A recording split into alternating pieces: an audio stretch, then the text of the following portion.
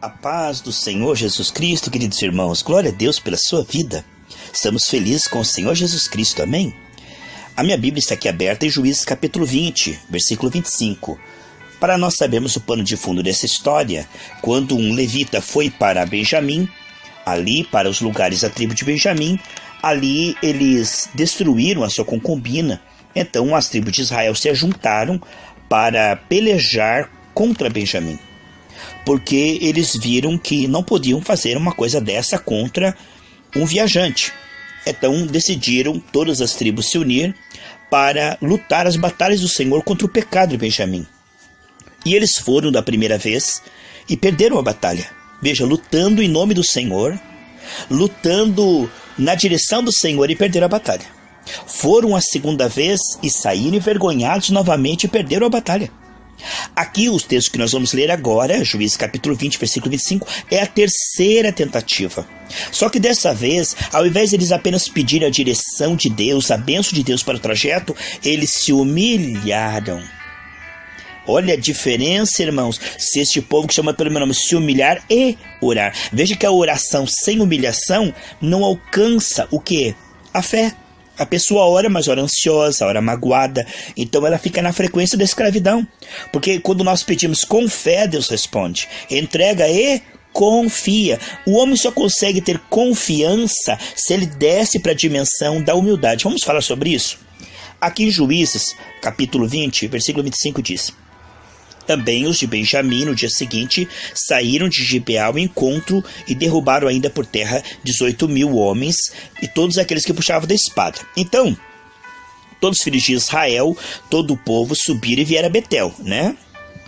Choraram, estiveram ali perante o Senhor e jejuaram até a tarde perante o Senhor e ofereceram holocaustos e ofertas pacíficas. E os filhos de Israel perguntaram ao Senhor por quanto a arca da aliança de Deus estava ali naqueles dias.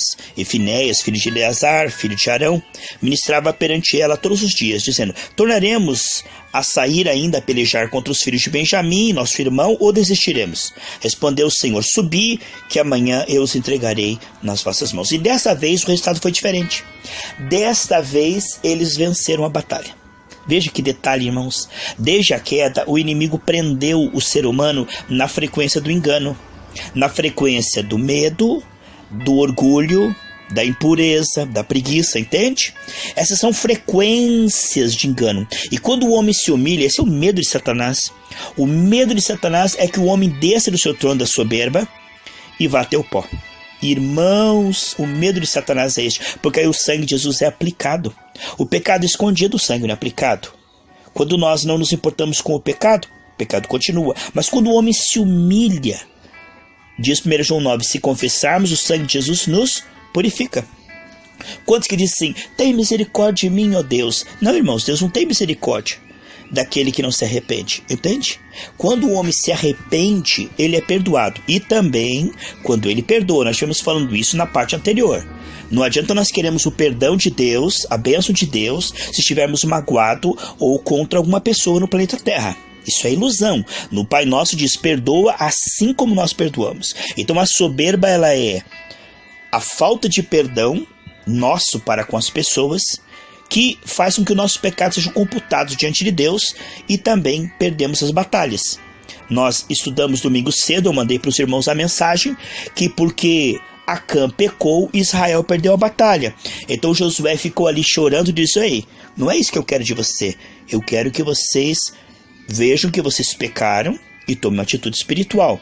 Então é muito importante compreendermos que a humildade faz toda a diferença. Satanás sabe disso, porque o humilde ele vai descer para a dimensão da purificação, da revelação. E aí o que acontece, irmãos? Bem-aventurados limpos de coração, porque verão a Deus. O seu coração vai ser purificado, sua mente vai ser renovada e a fé vai brotar.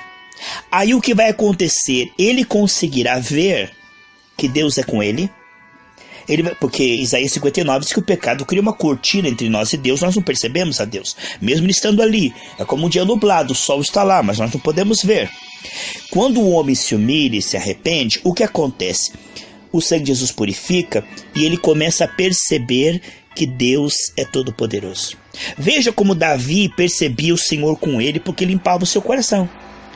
Porque tinha comunhão com Deus. Então ele diz: o Deus que me livrou do urso, o Deus que me livrou do leão, está comigo para me livrar desse gigante. Mas Saul, que não tinha comunhão com Deus, que não limpava o seu coração, o que aconteceu? Quando ele viu o gigante, ele falou: Deus não está conosco, ele não tem o favor de Deus. Ele se desesperou, ele teve medo e se escondeu. É isso que está desde a queda. Quando Adão e Eva pecaram, eles tiveram o que, amados? Medo. O que o povo no deserto tinha? Medo, murmuração, né? Mas Josué e Caleb, que quando Moisés e Arão iam adorar a Deus no monte, eles estavam lá também. O que acontecia? Passava tempo na presença do Senhor, certo, amados?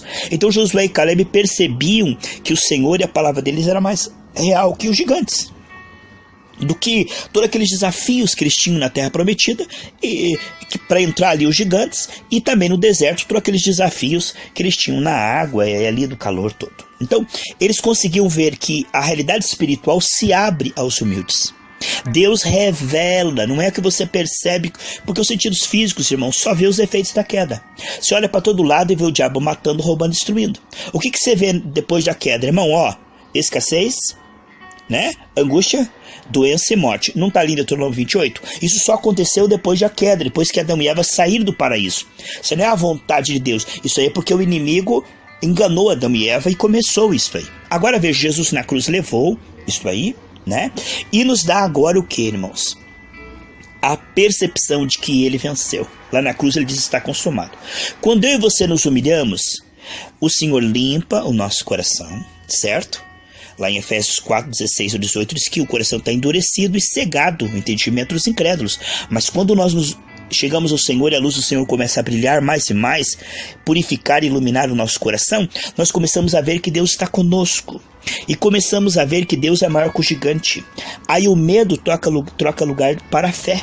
E aí nós conseguimos orar com fé. E tudo é possível que crer. A fé é o seguinte, é confiança. Você não pode confiar em quem você não conhece.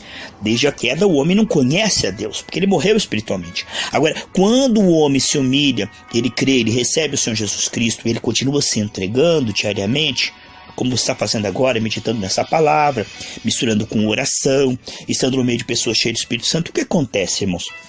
A graça vai restaurando o teu coração, a tua mente, e você começa então a entrar na frequência do quê? De perceber a Deus maior que os seus problemas. Você começa a ver o quadro todo. O homem, ele se separou de Deus, então agora ele se sente separado de Deus, fraco, incapaz, desamparado, né? Limitado. É assim que o homem se vê. Mas quando o homem começa a se voltar para Deus em Cristo, ele começa a ver Deus com ele, assim como Davi viu, assim como Moisés via Deus com ele diante de Faraó, né? O que acontece? Em Daniel 11:32, que aqueles que conhecem a Deus se tornarão ousados e realizarão prodígios com Deus. Não que nós ignoremos os gigantes que estamos vendo, não é isto. Nós começamos a ver que Deus é maior que o gigante, e Deus é melhor que o pecado, que o mundanismo, que a preguiça, que a carnalidade, que as obras da carne. Então Deus vai se tornando cada dia mais precioso e cada dia mais poderoso aos nossos olhos. E aí nós começamos a concentrar, não no que o gigante está falando, não no que Faraó está falando, não no que o deserto está falando, mas nós começamos a ser guiados pelo Espírito de Deus, como diz Romanos 8,14, que todos que são guiados pelo Espírito de Deus são filhos de Deus. Você começa então o que, meu amado irmão, minha amada irmã? Você começa a se concentrar na fé que está no seu coração e nas palavras da sua boca. Nós vamos estudar isso hoje à noite, lá em Colombo. Eu vou mandar essa mensagem para os irmãos, tá bom, amados? Quando você consegue concentrar a sua fé, não no que o inimigo está fazendo, não no que você está vendo aqui fora, mas sim naquilo que Deus está revelando dentro de você. Você se concentra em alimentar a fé, encher o seu coração, né, do que está cheio o coração, dos fala a boca, e você começa a se concentrar nas palavras que você diz, porque Deus reina, a espada do Espírito é a palavra de Deus que saía da boca do Senhor Jesus no Apocalipse, sai da nossa boca, né?